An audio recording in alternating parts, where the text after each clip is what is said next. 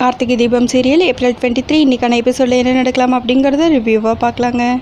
கார்த்தி பேசினது எல்லாம் கேட்டு வந்து ஆனந்த் ரொம்பவே கோவமாக உட்காந்துட்ருக்காங்க.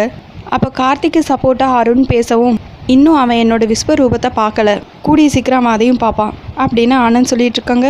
இன்னொரு பக்கம் அபிராமி தீபா 2 பேரும் கார்த்திக்காக சூப்பராக சமைச்சு முடிச்சு வந்து ஹாலில் வெயிட் பண்ணிகிட்ருக்காங்க. அத்தை, நான் ஃபோன் பண்ணி கேட்டேன், அவரும் கிளம்பிட்டேன்னு சொன்னார், இன்னும் காணோம், இன்னொரு வாட்டி கால் பண்ணி கேட்கவான்னு தீபா சொல்ல, இல்லை தீபா வேணாம், எப்படியும் கொஞ்சம் முன்ன பின்ன தான் ஆகும், ஆனால் வந்துடுவான் அப்படின்னு அபிராமி சொல்லிட்டு இருக்காங்க. அதுக்குள்ளே கார் வந்து நிற்கவும், கார்த்தி வந்துட்டான் அப்படின்னு அபிராமி தீபா கிட்ட சாப்பிட எல்லாத்தையும் எடுத்து வைக்க சொல்கிறாங்க. அத்தை, அவர் இன்னைக்கு முதலாளியாக போகலை, ஒரு தொழிலாளியாக தான் போயிருக்காரு, அவர் கார் எடுத்துகிட்டு போகலத்த அப்படின்னு தீபா சொல்லவும், ஆனந்த் அருண் 2 பேரும் வீட்டுக்குள்ளே வராங்க. ஆனந்த் அப்படியே அபிராமியை நின்று பார்த்துட்டு நேராக ரூமுக்கு போயிடறாங்க. அருண் மட்டும் அபிராமி கிட்டே வராங்க. அதுக்குள்ளே ஐஸ்வர்யா கூப்பிடவும், சரிப்பா அருண், ஐஸ்வர்யா கூப்பிட்றாப்பாரு, போய் பாரு அப்படின்னு சொல்ல அருணும் அங்கேருந்து கிளம்பிடுறாங்க. என்னங்க இன்னைக்கு எப்படி போச்சு அப்படின்னு ஐஸ்வர்யா அருண் கிட்டே கேட்க, கார்த்தி வந்து அன்றைக்கே மாஸ்க் காட்டிட்டான், ரிப்பேராக இருந்த மிஷினை ரெடி பண்ணான், டீ மேட்டர், லஞ்ச் மேட்டர், அதுக்கப்புறம் ஓடி மேட்டர்னு ஆனந்த் போட்ட எல்லா பால்லையும் 6 அடிச்சிட்டான். அது மட்டும் இல்லாமல் இன்றைக்கி அவனால் பெரிய அளவில் லாஸ் நம்ம கம்பெனிக்கு வந்த அன்னைக்கு 5 லட்ச ரூபா லாஸ்ன்னு ஆனந்த் கார்த்தியை பார்த்து சொல்லிட்டு இருந்தான். ஆனால் யாரையுமே சம்பளமே இல்லாமல் ஓவர் டைம் பார்க்க வச்சு டபுள் மடங்கு ப்ராஃபிட்டை கொடுத்துட்டான். அது மட்டும் இல்லாமல் வந்த அன்னைக்கே எல்லார் முன்னாடியும் ஒரு கலக்கிட்டான் அப்படின்னு அருண் சொல்லிட்டு இருக்கு. இன்றைக்கி தானே ஃபஸ்ட் டே, இன்னும் 29 நாள் இருக்குல்ல, அதே எனர்ஜி இந்த சவால் முடிய வரைக்கும் இருக்கான்னு பார்க்கலாம் அப்படின்னு ஐஸ்வர்யா சொல்லிட்டு இருக்காங்க. இன்னொரு பக்கம் ஆனந்த் செம்ம டென்ஷனாக இருக்காங்க. என்னாச்சு அப்படின்னு ரியா கேட்கவும், அங்கே நடந்த எல்லா விஷயத்தையும் ஆனந்த் வந்து ரியா கிட்ட சொல்லிட்டு இருக்காங்க. முதல்ல கார்த்தியோட பலம் என்னன்னு தெரிஞ்சுக்கோங்க, அதுக்கப்புறம் நீங்கள் அவரை சவாலில் தோக்கடிக்க ட்ரை பண்ணுங்கள், இப்போ நான் சொல்கிறது கேளுங்க அப்படின்னு சொல்லிட்டு ரியா ஒரு பிளானை சொல்லி கொடுக்குறாங்க ஆனந்துக்கு. ஆனந்தும் அந்த பிளானுக்கு ஒத்துக்கிறாங்க. இன்னொரு பக்கம் பார்த்தா கார்த்தி ரொம்ப டயர்டாக வீட்டுக்கு வராங்க.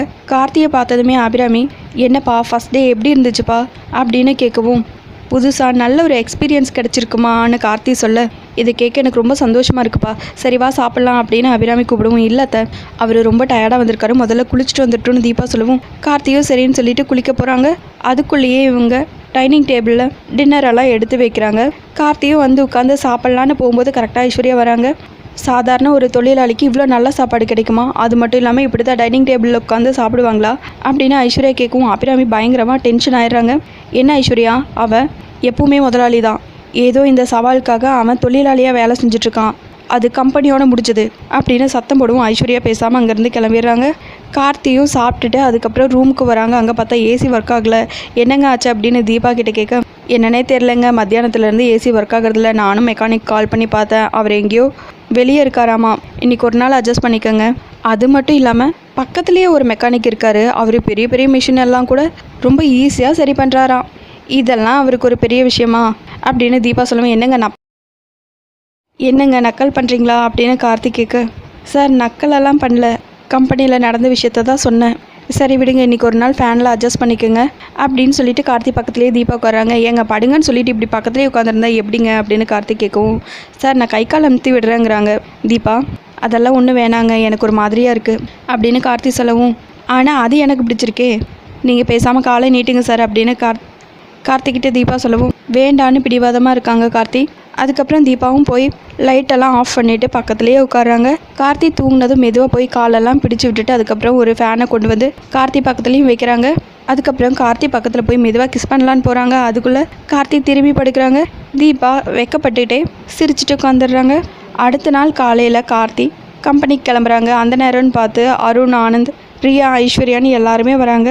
கார்த்தி ஒரு நிமிஷம் அப்படின்னு ஆனந்த் சொல்லவும், ஏங்குறாங்க கார்த்தி, நேற்று போன கம்பெனிக்கு நீ இன்றைக்கி போக வேண்டாம், நம்மளுக்கு அது ஒரு கம்பெனி தான் இருக்கா என்ன, வேறு இன்னும் நிறைய கம்பெனி இருக்குல்ல, அதனால் இன்றைக்கி அபிராமி டூல்ஸ் கம்பெனிக்கு போ, உனக்கு அது ஒரு புது எக்ஸ்பீரியன்ஸாக இருக்கும்ல அப்படின்னு ஆனந்த் சொல்லவும், ஆனந்த் நீ இந்த மாதிரி ஒரு விஷயத்த சொல்கிறது என்னால் ஏற்றுக்கவே முடியாது, இதில் வேறு ஏதோ விஷயம் இருக்குது, என்னன்னு சொல்லுன்னு அபிராமி கேட்க, வேறு ஒன்றும் இல்லைம்மா, கார்த்தியை எல்லாருமே இன்னும் முதலாளியாக தான் பார்க்குறாங்க, ஒரு சக தொழிலாளியாக பார்க்குறதே இல்லை, அது எப்படி எங்களால் ஏற்றுக்க முடியும் அப்படின்னு ஆனந்த் கேட்க, அதுக்கு நான் என்ன பண்ண முடியுங்கிறாங்க கார்த்தி, அதனால தான் நீ வேறு கம்பெனிக்கு போங்கிறாங்க ஆனந்த்.